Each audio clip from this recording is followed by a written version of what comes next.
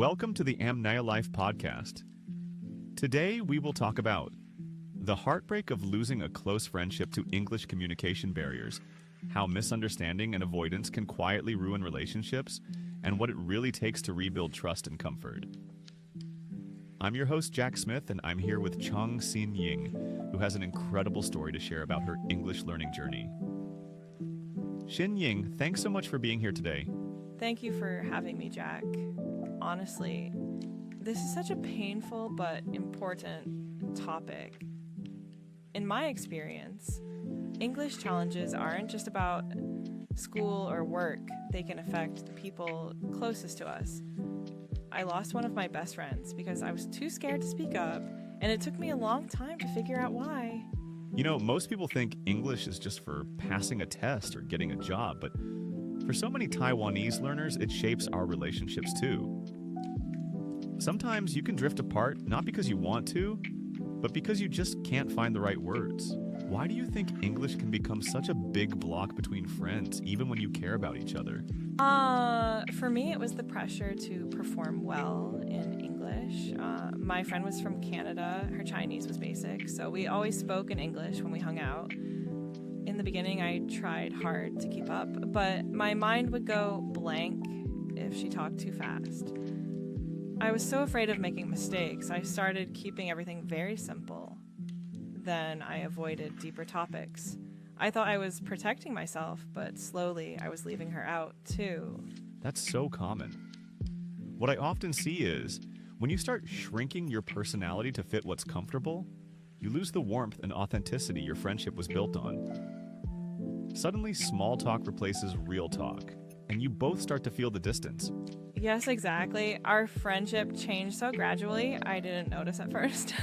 I just thought, she's probably busy, but deep down I knew it was my fear. And that kind of gradual distance can be even harder than a big argument, because there isn't one big moment to fix, it's just silence growing over time.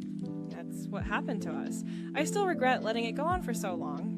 Before we dive deeper into Xin Ying's story, I want to let you know, if you're struggling with the same challenges we're talking about today, there's a free class I've created that breaks down the real reasons blocking your English fluency. You can find the link in the episode description. It's going to show you exactly how to remove these blocks. Okay, Xin Ying, let's get into your story.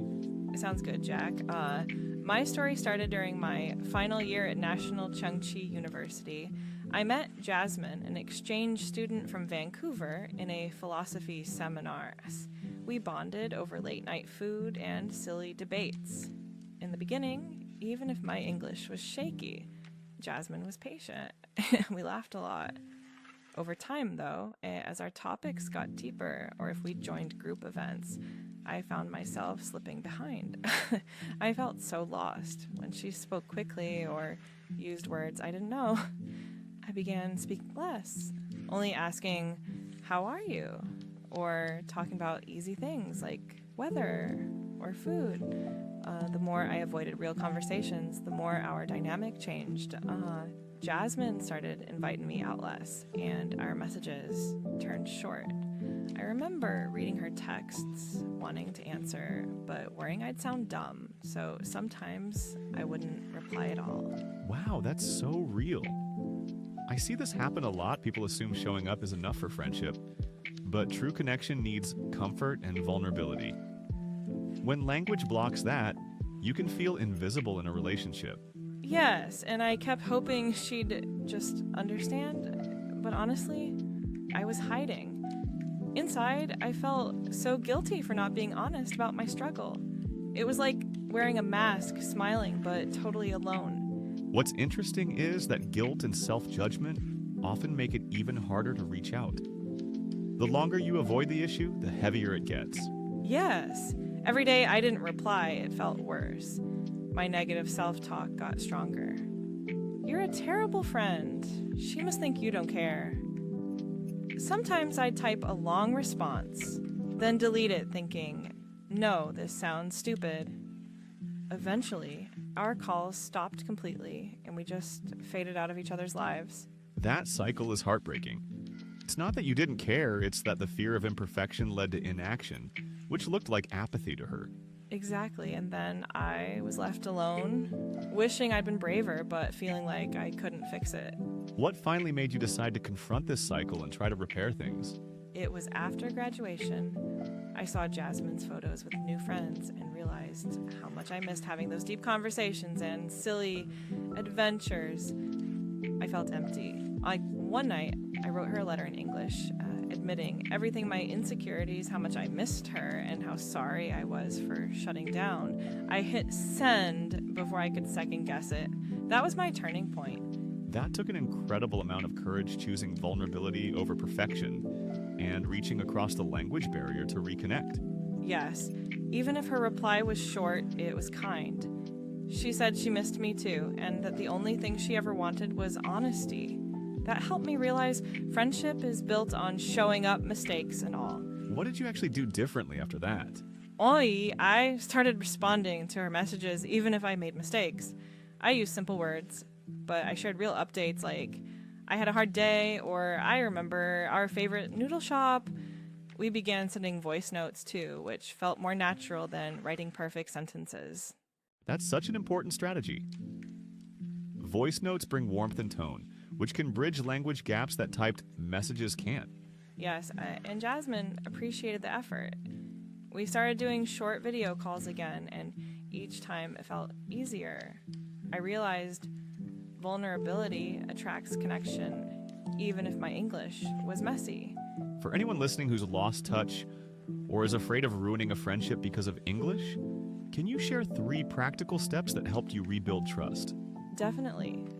First, start small. Send a short message, even just a funny photo or a thinking of you. Don't wait for the perfect words. That's great advice because consistent little gestures keep the connection alive, regardless of language skill. Second, be honest about the language struggle. Say, I'm nervous about making mistakes, but I really want to talk. That opens the door for understanding and patience. That's so true. Communicating the challenge itself brings your friend onto your team instead of you hiding it alone. Third, use voice or video messages when possible. It's less stressful than writing, and you can use tone and laughter to get your feeling across. That adds emotional warmth, which is sometimes more important than perfect grammar or vocabulary. Exactly. Friendship needs emotion more than perfection. Xin Ying, your story is such an amazing reminder that authentic connection is always possible even across language struggles if you choose honesty and keep reaching out. Thank you, Jack. I want everyone listening to know mistakes don't ruin relationships. Silence does. Show up as you are, and real friendships will stay strong. Imagine if every learner took a small, imperfect step toward their friends instead of pulling away. How many relationships could be saved and deepened? That's my hope.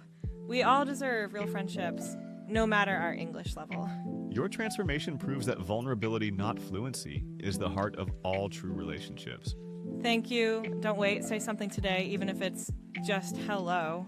Xin Ying, thank you so much for being here today and sharing your story with us.